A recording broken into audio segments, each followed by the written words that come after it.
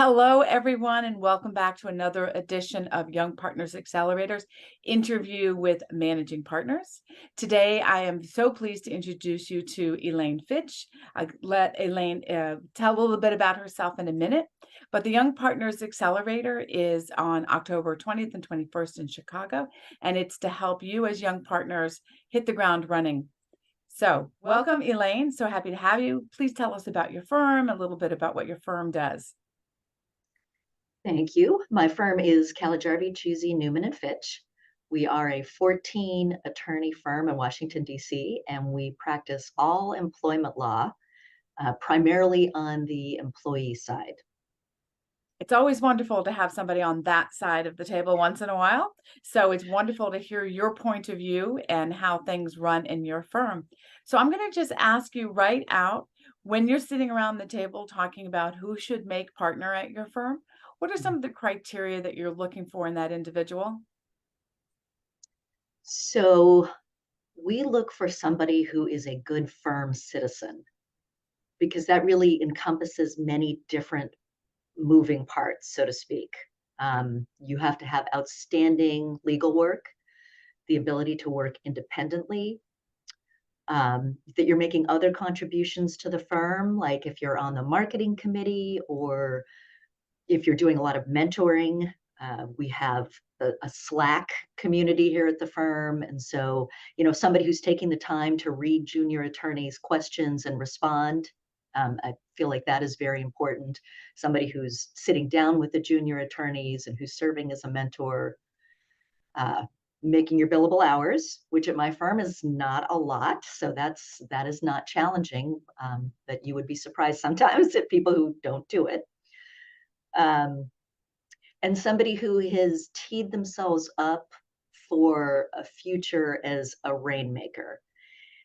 And I don't look at it like somebody has to bring in a certain amount of business, but it's somebody who is clearly out there in the community. They could be serving on a board, they could be writing blogs, they could be, coming in to me with a great idea. Um, they could be just participating in their church. I mean, there are so many ways that you can develop business in this world. And the person that's going to be a partner is not the person who comes in and sits down at their desk and just does legal work all day.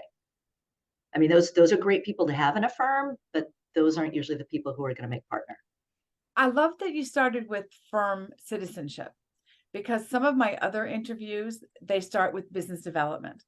And Mm. so by starting with firm citizenship, it sounds to me like you want to work with people that you actually enjoy being part of your team. So mentoring and working with the young people, that you've mentioned that in a couple of different facets. Can you share a little bit more about maybe you personally and what you do to mentor the people that you work with and how you've brought them along? Well, I love working with junior associates. They come with brilliant ideas and just this fresh energy. As a 14 attorney firm, we do need to like each other. We're not siloed in any way. And so things have changed a little bit with COVID. Pre-COVID, we used to all have lunch together. And that was often a great way for the attorneys with more experience to mentor the junior attorneys. Somebody would come in with a question about a case and we'd all talk about it. Same with our happy hours, which are not very well attended these days because no one wants to come in on a Friday. But I will work in tandem with a junior attorney, and once they reach a certain stage, I let them take the lead.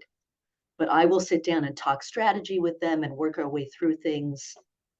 I meet with some of our junior attorneys every week and let them guide the conversation, whatever it is that they feel like they need. If there's a case they want to talk about, or one of them the other day said, talk to me about settlement.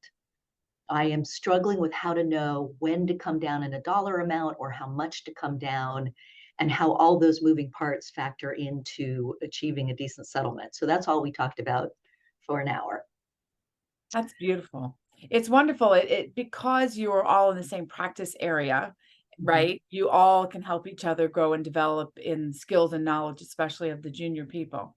So if Yep. you have somebody that's on the cusp of becoming partner or has already made partner in your firm, you said that the business development, there's no number that you're looking for, but you want to see potential. Besides seeing that they belong to different groups and things like that, what type of business development skills do you think is important for a junior partner to have before they become partner and then to hone once they do make it to partner? So I try to be super flexible about that because different people have different strengths and different people develop business in very different ways. Some people might hate to speak. Other people are just not joiners, but they might be a member of their synagogue and business flows from that. So there's no hard and fast you must do this. It's really more you are out there in your chosen community in some way and meeting and greeting and telling people what you do. I mean, it's you can't just go to a party and consider that business development. But if you're talking about our security clearance practice or our whistleblower practice, and slowly things start to come in that way. um, I think you're in a unique situation because you're not selling to corporations or businesses. You're actually selling to individual people. And so showing the people that you are here to help them, to support them in whatever it is that they're doing, like you said, whistleblowing, that you're there to stand behind them and all that, I think puts your firm in a very unique position compared to a lot of other young partners that might be listening to this discussion that we're having. They're like, oh, but I sell, to corporate America. So I think it's a very unique situation. What might be a skill, an interpersonal skill that you think is important for people to be successful at your firm? Interpersonal Hmm. skill. I think empathy. You need empathy in everything you do, whether it's working directly with a client. You need to understand their perspective and why they feel or act the way they do. You need to understand your opposing counsel, what is motivating them, whether it's personal or something else going on, or just the need to win. And then with your colleagues, we're all people and we bring our humanness to the firm. And somebody might have an illness or a sick mother, or we had one year where we had like how many babies were born? Five, six. There were a lot of babies born. And so I think it's empathy all the way around, and that is how you succeed. I love that. That's great. That's nice to hear a firm put that up front. And I think that goes along with the firm citizenship that you started with. It's Mm, being able to get along and help people and understand people. So let me change the subject a little bit to the non-empathetic and to the financials. What information do you think a young partner or maybe senior associate needs to understand or want to learn about in how a law firm actually runs? And I'll do the second part to that. What do you teach or what do you share? mm. So that's a really interesting question. We haven't had a new partner in a while, but we just elevated an attorney who's worked with us for 8 years to partnership. Um, and she has a brand new baby. So, we've sort of been working around that schedule. Um, but I think just the, understanding the numbers and why the numbers are important. And again, for our practice, it's going to be a little bit different than corporate practice because representing individuals, sometimes they hit a wall and they can't pay anymore. But they've got a really good case. And so we're going to keep working with them. They might be on a payment plan. And so we can never dock an attorney or judge an attorney on the actual revenue they bring in, Mm, because it's my decision whether to allow somebody to be on a payment plan or to convert to contingency or whatever it may be. And so to hold the attorney responsible for those numbers doesn't work in our practice. So it's that kind of information that the new partner needs to learn. So we've got this awesome productivity report that lists everybody's billable and non-billable. It does include the revenue that comes in. Um, I'm trying to think of what else, money that the accounts receivable is in there.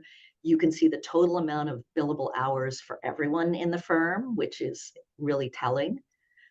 And so it's sharing those numbers and then explaining why those numbers are relevant. We track all potential clients, the number that come in, the number that retain us. We track the number of requests per attorney.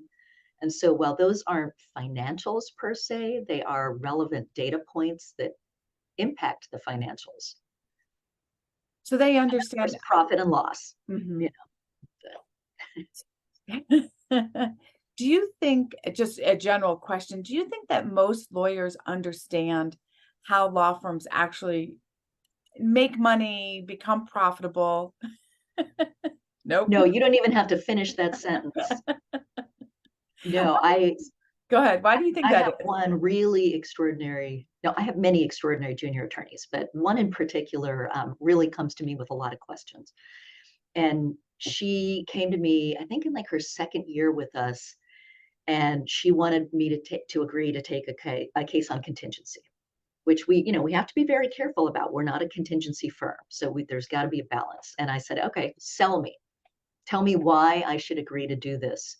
And then she told me, and I had to point out to her weaknesses and flaws in the case, and why I couldn't do it on contingency, which then also involved that discussion with her about here's how the firm makes money. Your billable hour translates to a dollar amount that comes into the firm. And, I just kind of went through all of this, and she just sat there and she looked at me. She's like, oh, I had no idea. And that to me was just really enlightening because, of course, having sat in this chair for, I don't even know how long I've been managing partner because it just transitioned from June Caligiuri to me at some point.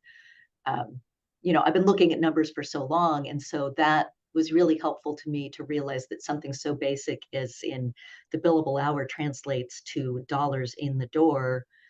Uh, yeah, no, they don't get it. They want to come in and they want to do legal work and they want to represent people and they want to win.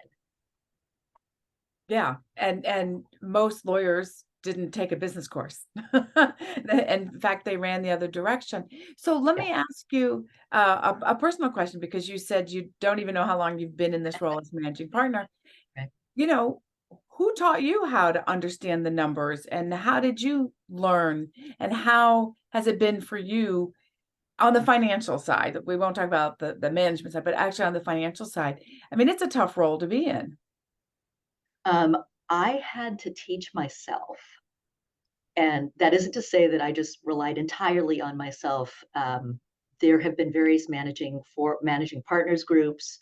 The Managing Partners Forum has been phenomenal. There was briefly a managing partners group that got together in DC, and unfortunately that didn't last very long. Um, there were a couple times when I would hire an outside consultant to teach me things that I didn't necessarily understand. When I started taking over the firm, June started it in 1975, and the three partners, they were senior at that point, um, and the firm was just kind of running itself. Nobody was really paying attention. We usually had a small profit, but not much.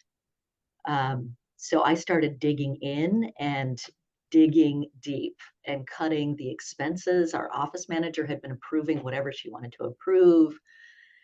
So it required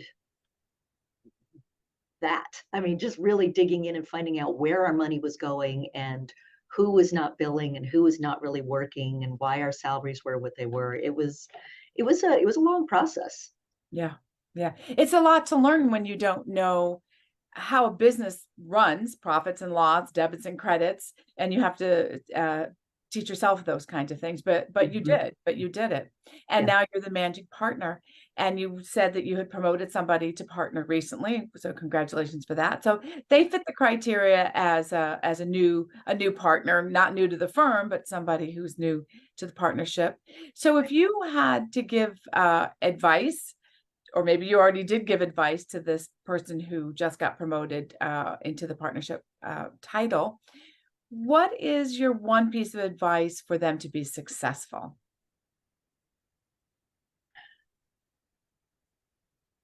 I'm not sure I can distill it down into one All piece of right, as advice. many as you like.